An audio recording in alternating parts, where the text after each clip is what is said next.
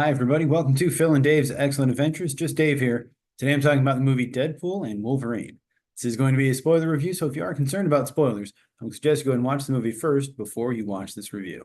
So Deadpool and Wolverine is the fourth movie in the third movie in the Deadpool series. It features Deadpool teaming up with Wolverine to try to save his timeline from being destroyed, wiped out. I forget the terminology they use. But overall, what I liked about the movie is Ryan Reynolds is back as Wade Wilson, Deadpool. He's great. He's always very good. I think he's kind of made to play this character. He seems to really enjoy playing this character. I know he writes the character and he does a lot of improv and stuff, although maybe not so much in this movie.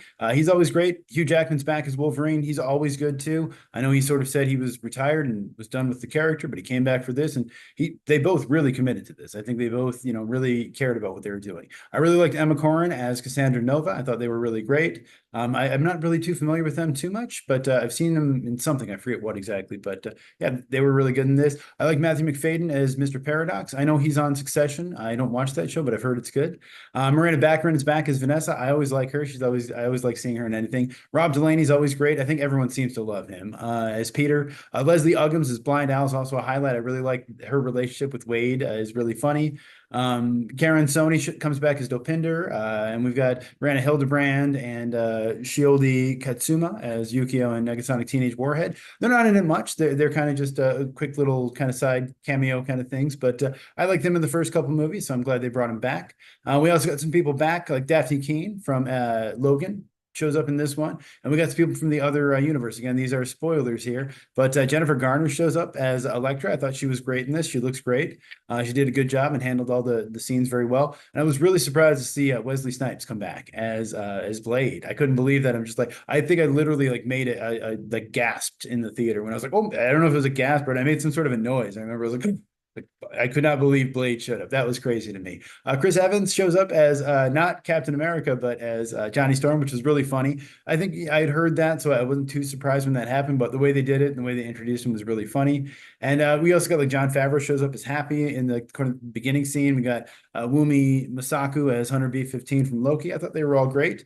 Aaron Stanford shows up as Pyro from the first couple X-Men movies. He's sort of one of the bad guys. And Tyler Mane shows up again as Sabretooth. I think we got Ray Park as Toad too, if I'm not mistaken. We've got a lot of those guys. Some of them were recast. Some of them it was kind of hard to tell. But yeah, they were all good. It was good to see all of them. I think the cinematography was well done. It was by George Richmond, who did Kingsman, Secret Service, Kingsman: The Golden Circle, Free Guy, Rocket Man. He works with Dexter Fletcher and Matthew Vaughn a lot.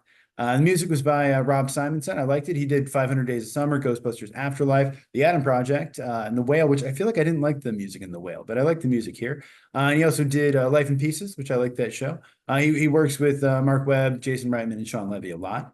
Soundtrack, great soundtrack in this one. We had Only You and You Alone by The Platters opens the movie. Bye Bye Bye to the opening kind of credit sequence there, and This Is How We Do It. I'm not a big NSYNC fan by any means, but I actually play that song a lot when I host trivia because it's just a good song to end on, and the bartender likes it. So it was funny to see that show up. Iris by the Goo Goo Dolls. I do like that song, even though it's kind of a ballad. We had Power of Love by Huey Lewis and If This Is It, both from Back to the Future, I believe, at least Power of Love, definitely.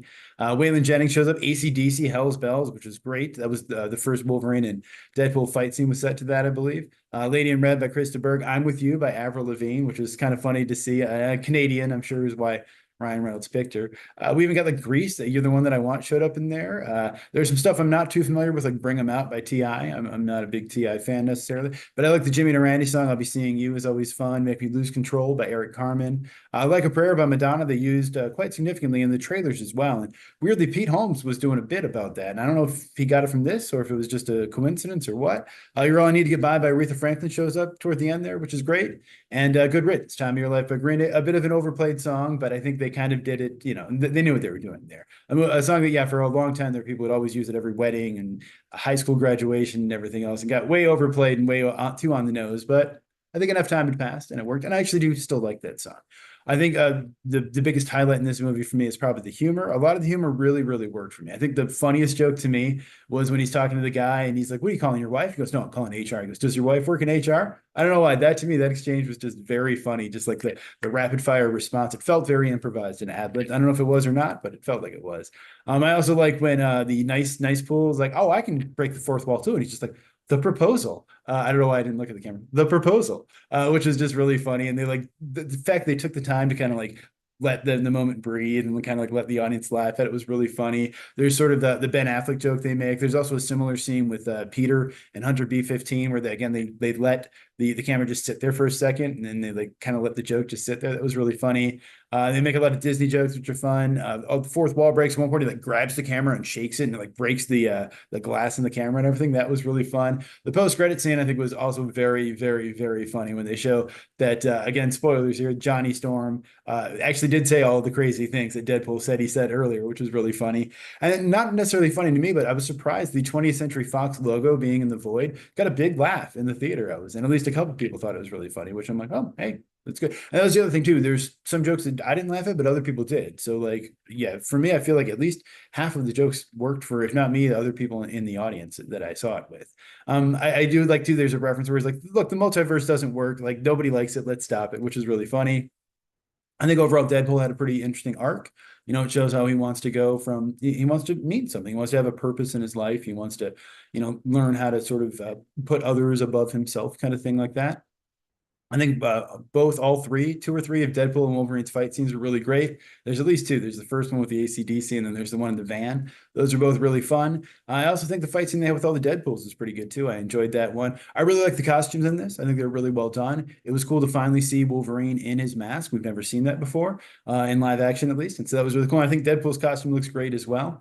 I like to see, just the blue and gold costume. We even got like the brown costume as well. All the different cameos we got in here from all the other characters I mentioned him earlier, but that was really fun, especially Blade. That one really got me, I think. And especially him saying like, I never liked you and stuff, because I didn't even remember at the time that they worked together on Blade Trinity and apparently didn't really get along very well. So that was pretty funny. I like seeing all the other Wolverines. Biggest one probably Henry Cavill. I know people have been for years saying they want to see Henry Cavill as Wolverine. So, they finally got that. So that was pretty cool. And I enjoyed that. I think the other cameos were cool too, or the other Wolverines are cool too. We got the John Byrne brown suit with the Hulk scene, which was fun. We got Patch, which was pretty cool too. We got the comic book accurate Wolverine. We got like 7 different Wolverines, which is pretty cool and really fun. I enjoyed that. I think overall the movie, it's fun. It's a fun movie. It's really fun. That's the way that I would describe it, and also very, very funny. And it felt like a return to form for Marvel. It felt like they've maybe been struggling, even though I liked the Marvels. I've liked most of their movies, but I will admit that Black Widow I think wasn't that good, or even Doctor Strange or the last Thor movie weren't as good as the previous Marvel movies. But this one really felt like sort of a return to form. And it felt like everyone involved really cared about what they were making, as opposed to some of the other movies where it felt like they were just trying to kind of, they had to get out 3 movies this year and they were trying to fill out the timeline. They had set the dates and stuff. This felt like, people really cared about what they were doing. They really put thought and effort into it, which I appreciated. And it was sort of a love letter to the Fox universe, which, had its ups and downs for sure, but I appreciated that. And then the little, montage at the end was nice. I liked it at least. So as far as what I disliked about the movie, I don't like Channing Tatum. I just don't like Channing Tatum in general. I think I just don't think he's a good actor. I don't like him as Gambit. When they first announced him as Gambit, I was like, I don't see it. I will say his accent was better than I expected in this, and they made it work with what it was. But I don't think he looked very good. I mean, it was a comic accurate sort of suit, but I thought he looked kind of silly in it. I just don't think he fits the character, has the right look for it. But that said, they made it work. They had some funny jokes. The thing about what were the minions or dialogue coach, that was pretty good. I was a little bummed too that they changed Juggernaut. I guess Vinnie Jones didn't want to do it or couldn't do it or whatever, but I think Ryan Reynolds played him in Deadpool too. So why not just have Ryan Reynolds do it? I know Ryan Reynolds is doing a lot in this, but I guess it was the guy from Free Guy that got to do it. So good for him, but I don't know. I didn't like the credit scene, all the CGI in there when they're doing like the names on the bones and all that stuff. It was fine, and I got what they were doing, and I sort of appreciated that scene for showing like, hey, we are going to be disrespectful, deal with it. It's going to happen, But yeah, when I first saw it, I'm like, this isn't working for me. It's too much CGI. It was kind of turning me off. Luckily, the rest of the movie, the rest of the action scenes were fine. They didn't bother me as much, but that one kind of turned me off, and I didn't love it.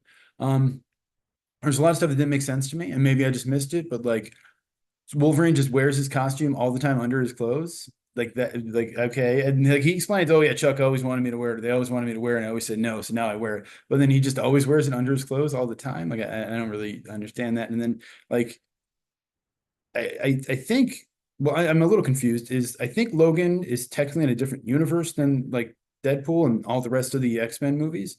But like Logan's supposed to be set in 2029. So like Deadpool would have had to go into the future to do that, which I guess he can do. but then like they said, oh, Logan dying is what's going to cause he's the anchor of your universe or whatever. But like, okay, Logan doesn't die till 2029. I guess that's a different Logan dying that died in his universe. And then I was that the Logan from like Days of Future Past, or I guess that maybe I just didn't understand it, but like it seemed like they're like, oh yeah, your universe is gonna go away, and like I forget how he's a couple days or a couple hours or something. It's like, no, he should have 5 years, shouldn't he? I don't quite understand. And then if he can go through different times, why not just go back and get the Wolverine from his time or the Wolverine from Logan, or any other Wolverine? You know what I mean? Like you can go through time. I didn't quite. That's fine. I'm not gonna pull at those threads too much. But it was definitely when you start thinking about it, a lot of stuff doesn't quite logically make sense. And like I said, about half of the jokes worked, but about half of them kind of fell flat for me. And I think some of the best jokes are in the trailer, which always happens with comedies. It's you got a funny thing, you got to put it in the trailer, but and then you risk the thing that so like the Ant-Man thing. Oh, Paul Rudd finally aged. That's a funny joke, but I had heard it before. So when I saw it in the movie, it didn't make me laugh. I don't know why my neck is so itchy today. I think the trailer also spoiled X-23, which I didn't like. It was cool to see her come back, but I feel like if we didn't know she was coming back, it would have had more emotional resonance in the movie. There's not really enough of Deadpool's friends from the first two movies. I feel like they show them briefly, but they don't really do much, and usually Negasonic Teenage Warhead and Colossus are pretty involved in it. And this movie, they're just kind of sidelined, and we didn't get like any Zazie Beetz at all, or Cable. So I mean, and I like Zazie Beetz. I would like to see her in this. Wolverine's arc in this too is also pretty much the same as it was in Logan. Like he like everyone died, and so he's I'm like, okay, we've already kind of seen this though, right? And then the explanation of what happened and why he was the worst Wolverine is just like, oh yeah, all the humans attacked one day, and then I came back and I started killing. I'm just like, oh, it seemed a little thin to me, and also like I don't know, maybe is Wolverine really that important? Like if Wolverine would have been there, would they have not killed all your people? Like I didn't, or it would have been cool if maybe they would have showed it. They would have given us like a bunch of Sentinels coming in and tearing up the compound or something like that. But no, we didn't really get that. So I'm just like, okay, I don't know. I think also like the street set in particular, the one with like the Rob Liefeld's shoes thing or whatever, looked pretty cheap. It looked like a fake set from like a movie or a TV show or whatever. And as much as I'd liked all the cameos, and there is a ton, and I feel like I'm just being spoiled here, but I kind of wanted more. I wanted more Wolverine variants. I know like Henry Cavill's a fan casting, but also like Daniel Radcliffe people had talked about, or Taron Egerton, who had worked with the cinematographer on this and a bunch of stuff. So I kind of am surprised that they didn't get that, or Glenn Danzig or Jeremy Allen White or even Danny DeVito could have showed up as little. Granted, that costs money, and I understand maybe I'm a little naive into how that whole thing works, but it would have been cool if they would have cut, and they had plenty of people, honestly. But if they could have found more people just to do a quick half day, show up, do a little thing. I also thought Paradox was a little underwritten. I like the actor. I think he did a good job, but it's just there's like kind of three villains in this, I guess, if you count Pyro and Emma Corrin's character. So yeah, I feel like he shows up and then he's kind of like, okay, what happens? And then like I don't know, and like the villains are funny, kind of like they do a thing with him where he's like overeating, I think maybe, or something. I don't know. He's got something kind of going on, and then like same thing with I can't remember Emma Corrin's character's name. Professor X's sister. She kind of has like a funny bit too, and I'm just like, okay. And like Pyro is a little lame, I think. He works here, especially against Human Torch, but just like, oh, you remember this guy? And it's like, no, I don't remember that guy. He was like a third tier villain from the first couple movies. So I don't know. And I think my biggest issue with this movie is just that it's so silly that the stakes felt low, even though the stakes are pretty high. And I think this is arguably kind of the biggest stakes, because she's trying to destroy not only like their universe, but every universe in the multiverse, except for the Void, I think, or except for one. So I mean, the stakes are huge. But I think the thing is, the movie is so silly and goofy that, like, I don't know. I feel like she could do that, and then Deadpool would just be like, "Oh wait," and then they like cut to him in like an editing bay, and he's like, "Nope, never mind. We'll change that." And like, I don't know, like it's a little silly where it's just like a almost like Wayne's World, where it has like different endings, or like something goofy like that, where you're like, I don't know. I appreciate the stakes should be high, and they are, but they just didn't feel that high because it's just so goofy, I think. So other than that, movie is directed by Shawn Levy. He did Real Steel with Hugh Jackman, Free Guy and the Atom Project with Ryan Reynolds, and then All the Night at the Museum movies. It was written by Ryan Reynolds, who also wrote Deadpool 1 and 2, Rhett Reese and Paul Wernick, who did Deadpool 1 and 2. They write together a lot. And Zombieland, G.I. Joe Retaliation, and Life. They also created the show Joe Schmo, which I really like, and I think it's coming back.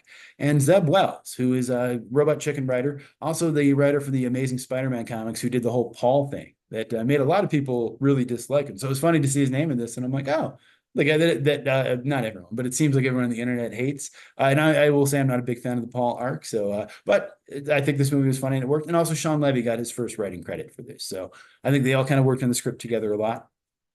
This is one of the movies that was affected by the Writers Guild strike. So there was a lot of writing and rewriting. At one point, I think the writers from Bob's Burgers were involved. I think they're sisters, and they weren't anymore. So yeah, budget on this one is $200 million. It's made 444.3 million so far, so it's doing just fine. It's made its budget back probably. So I'm sure it's going to go on to make plenty of money, probably $1 billion. I would guess.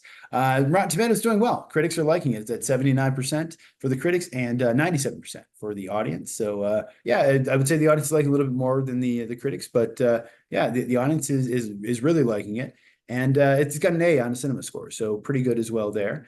I thought I had some more information, but I do know as far as the opening goes, it is the highest R rating movie opening of all time. It's the eighth highest opening weekend of all time. It's the highest opening weekend for a July film, beating out The Lion King. And the last highest rated R movie was Deadpool #1. I think it's the fourth highest opening weekend for a superhero movie after Endgame, Spider-Man No Way Home, and Avengers Infinity War. So, yeah, movie's doing well. I'm sure they're very, very, very excited about it.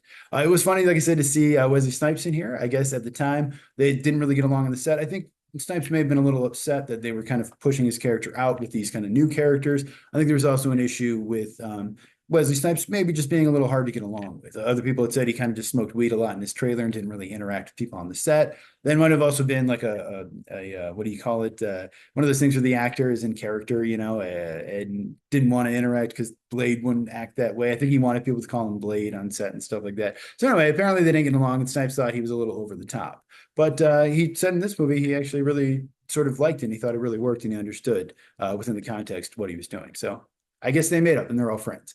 Yeah, like I said, we got a lot of other people back. We got some different people in here as well.